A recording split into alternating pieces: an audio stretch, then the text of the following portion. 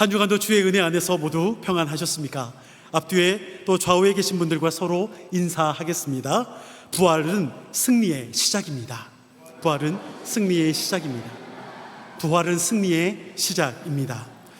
하나님을 예배하는 여러분들 모두에게 주의 은혜와 평강이 함께 하시기를 소망합니다. 지금 우리는 수없이 많은 학문과 기술, 의학이 발달하면서 100세의 시대를 살아가고 있다라고 말을 하죠.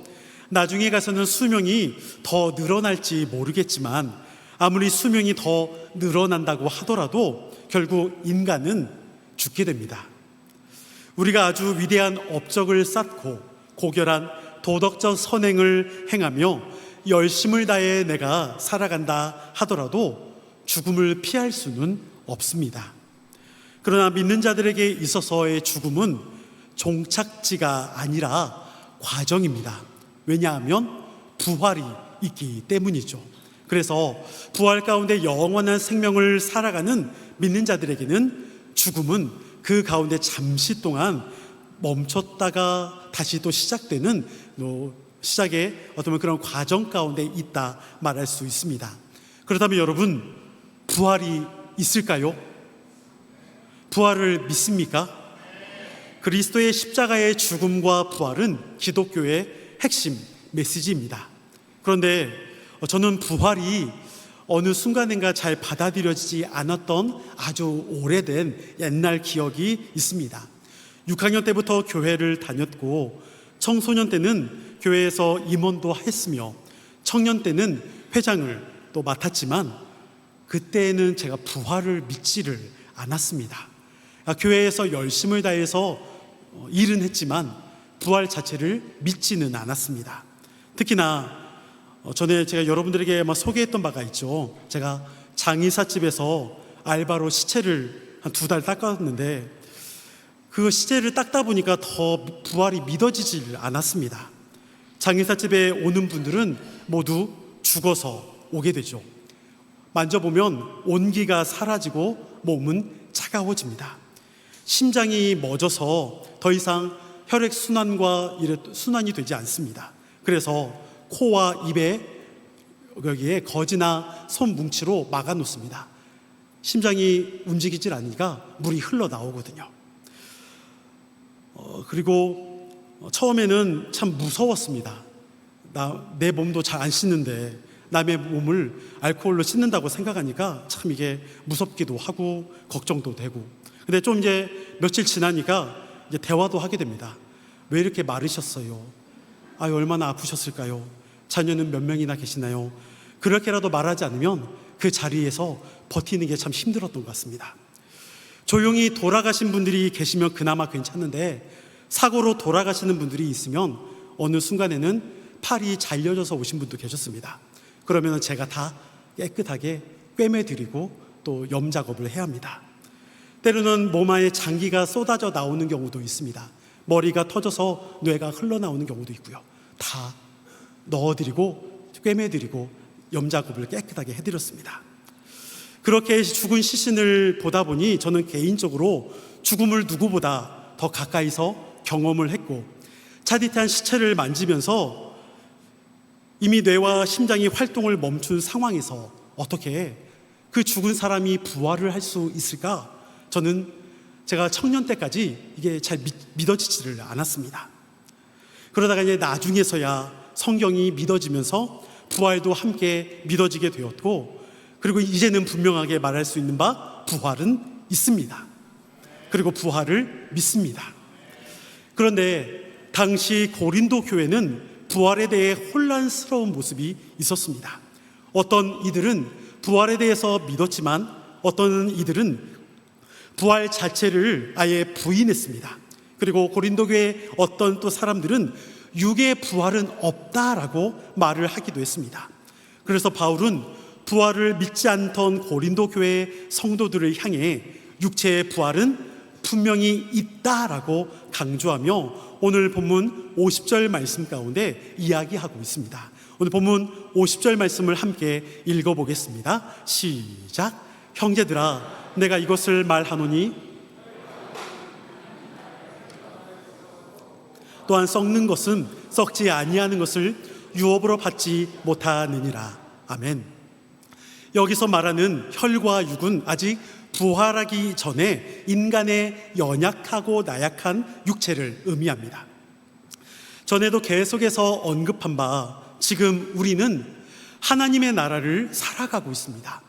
우리가 하나님의 나라 천국에 대해서 우리의 목숨이 다하고 죽은 다음에 가는 곳, 아니면 그리스도의 재림 가운데 가는 곳, 우리가 좀 그렇게만 생각할 때가 있습니다.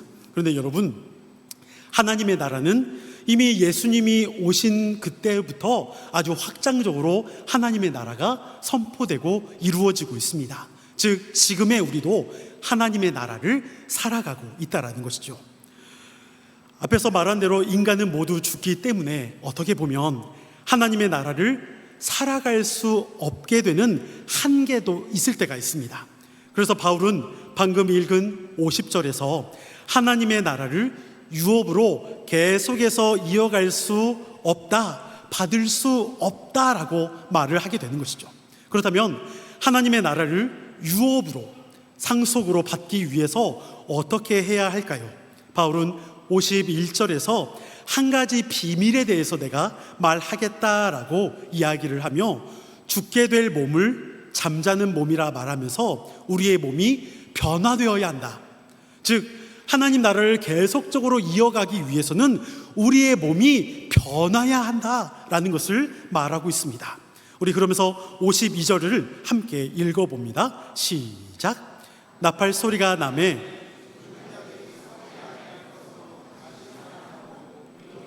변화되리라. 아멘. 나팔 소리가 울려 퍼지는 그리스도의 재림 때, 그리스도께서 다시 오시는 그때 나팔 소리가 울리며 죽었던 자들이, 잠자는 자들이 다시 일어난다라고 말합니다. 그러면서 썩지 아니할 몸으로 변화되는 거죠. 다시 살아나면서 우리의 몸이 변한다 말합니다. 이를 두고 바울은 53절에서 썩을 것이 반드시 썩지 아니할 것을 입겠고 이 죽을 것이 죽지 아니함을 입는다라고 말씀합니다. 이는 곧 흙에 속한 형상의 몸에서 하늘에 속한 형상의 몸으로 변하게 됩니다. 즉 하나님 나라를 소유하는 몸으로 변하게 된다라는 것을 말하며 부활체의 몸이 된다는 것을 의미하는 것이죠. 제가 어렸을 때 저희 어머님께서 제가 잘못한 일이 있으면 이렇게 말씀하신 적이 있습니다. 야, 이 썩을 놈아. 근데 여러분 그게 욕이 아니었습니다. 오늘 본문의 53절처럼 어머님은 제가 언젠가는 썩어질 몸임을 아시고 야, 이 썩을 놈아 라고 하셨던 것이죠. 저희 어머님은 참 신앙인이었습니다. 인간의 나약한 육체는 분명 죽지만 그리스도 안에서 부활한 우리는 완전 새로운 몸으로 변화된다라고 말합니다. 그러면서 바울은 아주 중요한 원리와 사실을 54절에서 선포하고 있습니다. 우리 54절 말씀을 함께 읽습니다. 시작. 이 썩을 것이 썩지 아니함을 입고 이 죽을 것이 죽지 아니함을 입을 때에 사망을 삼키고 이기리라고 기록된 말씀이 이루어지리라. 아멘. 부활 생명이 사망을 삼키고 이긴다라고 말합니다. 우리가 연약한 몸일 때는 사망이 우리를 삼킵니다. 그러니 우리가 죽게 되죠.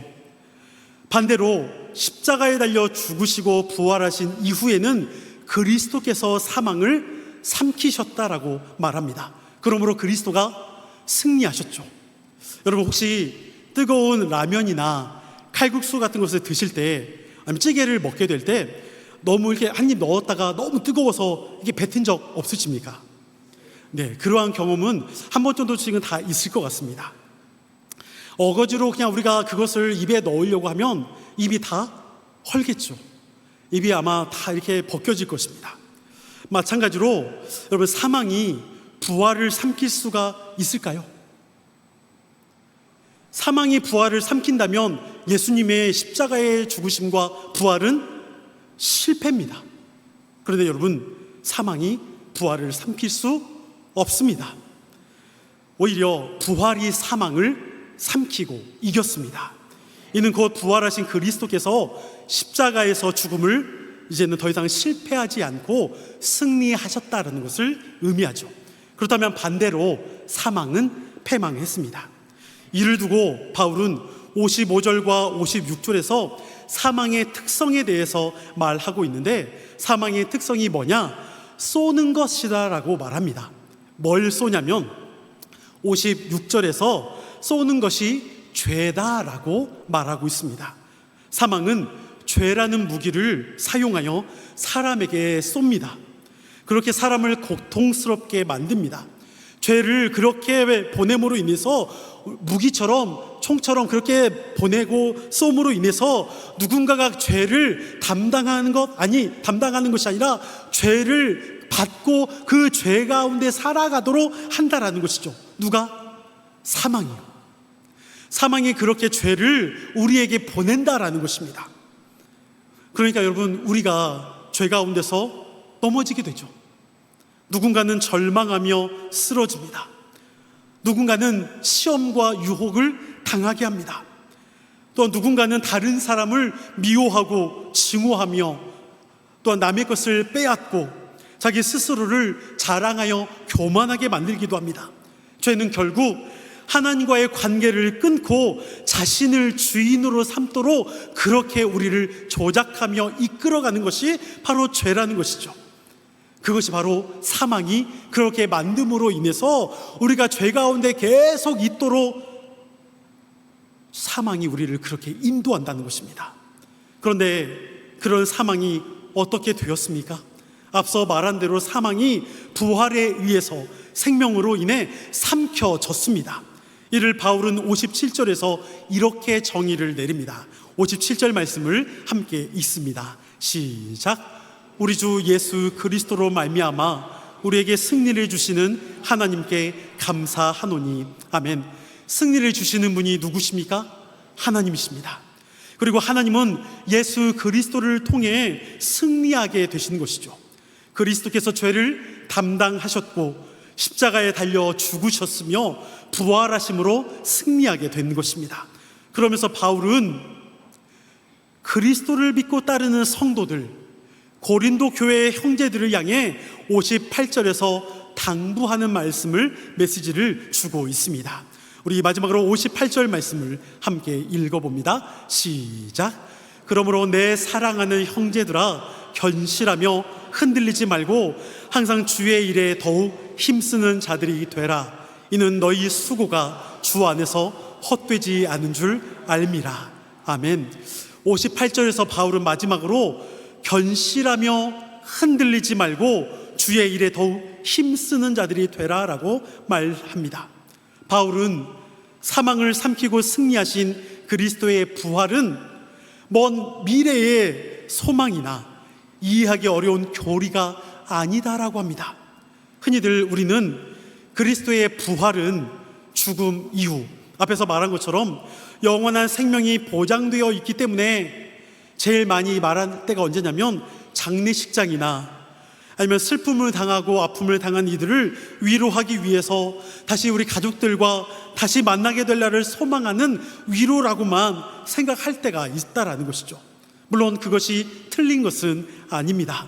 그러나 그리스도의 부활은 단지 먼 훗날 다시 만나게 될 날을 기대하는 위로의 말씀을 위해서 그렇게 부활이 있는 것이 아닙니다.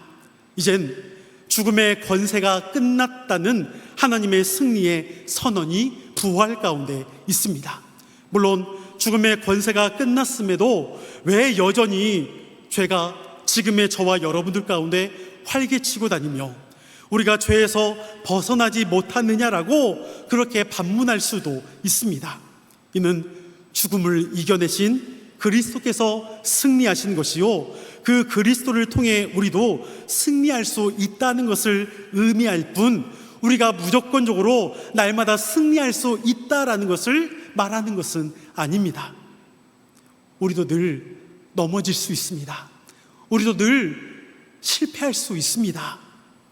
그렇다면 부활의 소망은 단지 미래의 위로만이 아니라 현재의 삶을 살아가는 힘이 되어야 할 것입니다.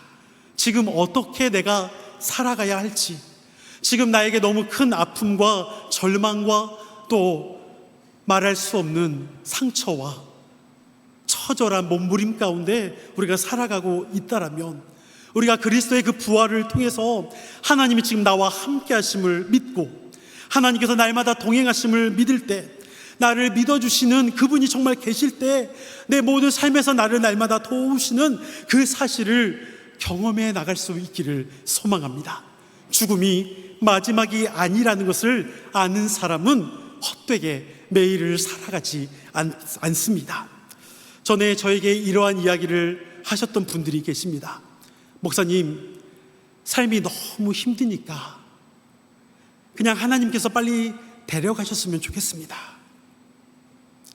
몸이 병들고 한편으로는 죽을 날만 기다리고 있는 상황에서 이렇게 살아봤자 고통만 더해가는 것이지, 이게 정말 행복하고 소망 있는 삶을 살아가는 것인지 잘 모르겠습니다 라고 이야기를 합니다. 예전에 저희 친척 누나가 암에 걸려서 다 완쾌되었다라고 해서 5년이 시간이 지나고, 그래서 이제 1년에 한 번씩만 암 검사를 했는데, 다시 1년이 지난 다음에 암을 검사를 하니까 온몸에 다 퍼졌답니다.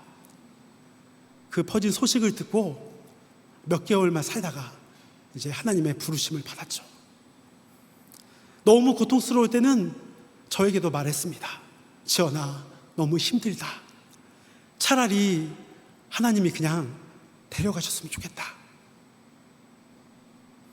근데 이러한 고백이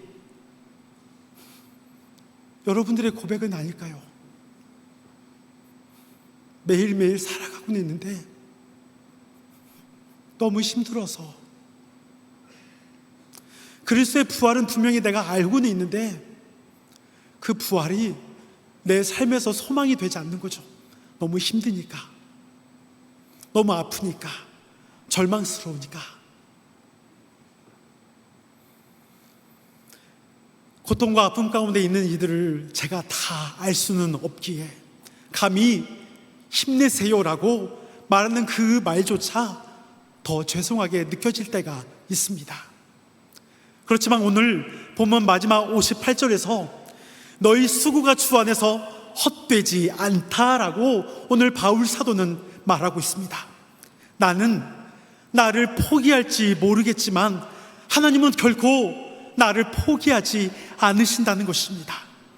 나는 마지막 숨을 쉬기 전까지도 하나님의 손 안에 있는 사람인 것을 기억하면 좋겠습니다. 단지 죽음을 기다리는 것이 아니라 하나님께서 약속하신 바를 내가 기다리는 사람, 그러한 사람이 우리가 되기를 원합니다.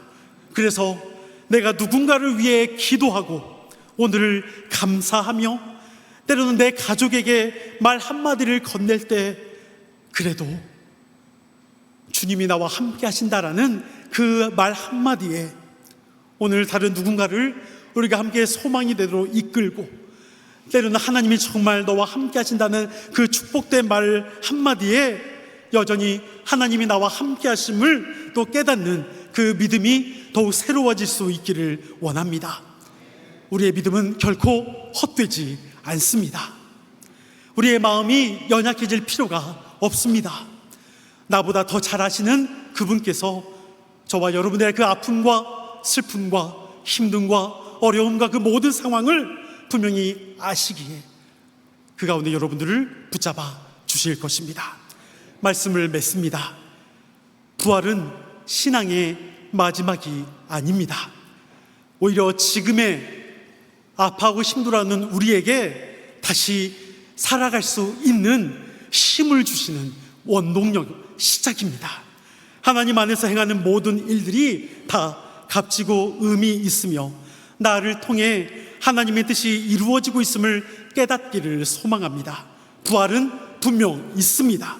부활은 먼 미래의 사건이 아니라 이미 믿고 있고 깨닫고 있는 지금 바로 승리하며 살아가고 있고 시작점 가운데 있음을 기억하고 오늘 부활의 승리 가운데 나아가는 저와 여러분이 되시기를, 그 또한 죄 가운데서도 당당히 이겨낼 수 있는 저와 여러분이 되시기를 간절히 축원합니다.